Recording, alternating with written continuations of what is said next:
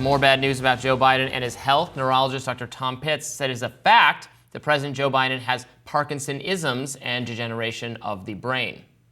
You've never examined President Biden? From my knowledge, you've never even spoken yet to President Biden? Been in the yeah, room and we're just going to use what we have so far, which is what we've seen, the president's interviews, and the information coming out of the White House. His motor symptoms are degenerating. He has Parkinsonisms. That is a fact. He has degeneration of the brain. Show me the MRI. Show me he doesn't. Put your money where your mouth is. He definitely has it. But the problem is, when you look at his situation, you can't say, oh, I know for a fact he has just such classic features of neurodegeneration. I mean, word finding difficulties, and that's not, oh, I couldn't find the word. That's from degeneration of the word retrieval area. He's also overcome stuttering, though. Could that be part of that, too? No, this is not a palatal issue or a speech discrepancy, which is very different from a lemma dysfunction, actual word retrieval. Meanwhile, ABC News anchor George Stephanopoulos, who sat down with the president last week and questioned him on his mental fitness, was caught on camera on the streets of New York yesterday and asked if he thinks Biden can serve another 4 years. Hey, excuse me. Hey, how you doing? Good. What do you think? Do you think Biden should step down? You talked to him more than anybody else have lately, and you can be honest. You don't think he can serve 4 more years? All right. That's an answer. Stephanopoulos responded to the incident last night. He said in a statement earlier today, I responded to a passerby. I shouldn't have. ABC News also weighed in, quote, George expressed his own point of view and not the position of ABC News. And what he expressed, in case you couldn't hear it there, was that Biden could not serve 4 more years. That was a damaging series of interviews. Additionally, just saw George Clooney put out an op-ed in the New York Times calling on Biden to step aside. I guess these are those elites that Biden was talking about. Yeah, right. I don't particularly care about George Clooney's opinion. It does tell you something that George Stephanopoulos, who did just interview him at great length, said that he was not at all reassured by the interview that he conducted. And Clooney just did the fundraiser in LA with Biden. So both met him recently, had like first-person interactions with him, and both saying he's not up for running. I know the White House really wants to hammer this whole like punditry is taking over the narrative, and it's not any factual basis. But the people who are meeting with him, the Adam Smiths, the George Clooneys, like these people who intimately are having interactions with him are saying he is not the person he is. In addition to a neurologist, that wasn't some crazy right-wing doctor on some contrarian news site. That was NBC. Yeah, and I will say that guy admitted he had never met with the president, hadn't seen his records. Well, that's never stopped us before. Yeah, but I will say that doctor is making some interesting points. I mean, we all see what we see. And I think this is why it's so important that the White House and the campaign the fact that they've been gaslighting people for so long, there's a trust deficit. Why are there not more calls to convene the cabinet? I mean, there were for Trump over his,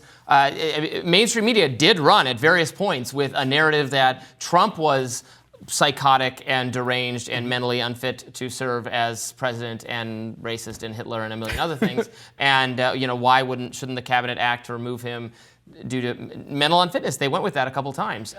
It seems Biden's decline seems, again, you can dislike Trump for policy reasons. Biden's decline seems much more evident and well established from a medical perspective, and nobody's doing anything about it right now. No, and there actually was a system in place that was supposed to protect against this.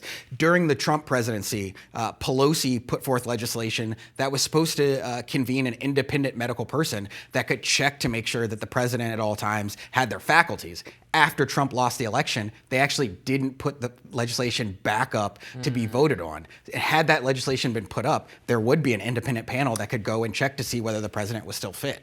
Amazing. It's interesting, right? Great little fact. Thank you for sharing that with us.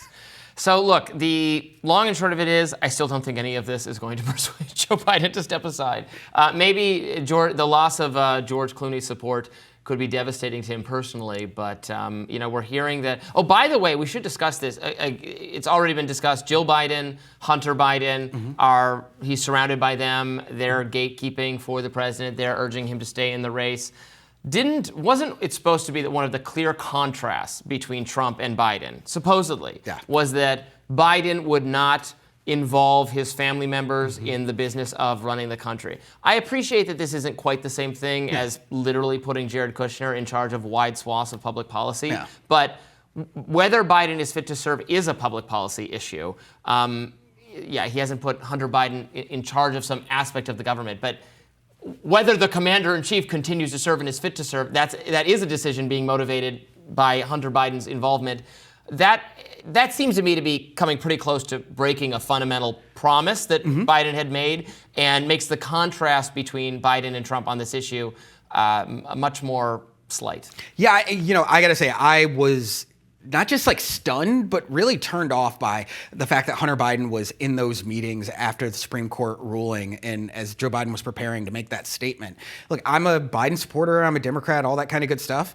But the closer we're getting to this election, the more we're starting to see him turn into this almost Trumpian foot in the stand, kind of not being flexible at all. It's a Hunter Biden was convicted of a crime. Yes. He was convicted of a crime. I mean, if for nothing else, Democrats would lose their mind if Jared Kushner had been convicted of a crime and then was in the Oval Office days later. It's not a good look. It shows that this insider mentality is really kind of taking over the White House. They're not listening to anyone. They're making stupid errors, things that are preventable. This just isn't the campaign that we saw in 2020. And it's starting to look more and more like this Trumpian thing that I think most Democrats are really comfortable with. Yeah, we've got plenty of time to go still. I guess the question now is, could it be that when the NATO summit is done, will there be another sustained push to kind of get him to step aside? I think there was one sort of over the weekend as a result of the Stephanopoulos interview, and I think that kind of fizzled out when he said, absolutely not, I will not step aside. And you're seeing some people back off their calls for him to do that. I'm wondering if after this week of policy happening in D.C., this which has been incredibly disruptive to those of us trying to I was going to say, traffic has been a nightmare. Traffic has been insane. I do think there's an argument to be made that, you take a little bit of a pullback while we're having the NATO conference here. You've got world leaders here. There's major policy being discussed around Ukraine, and you don't want to undermine a sitting president during that process.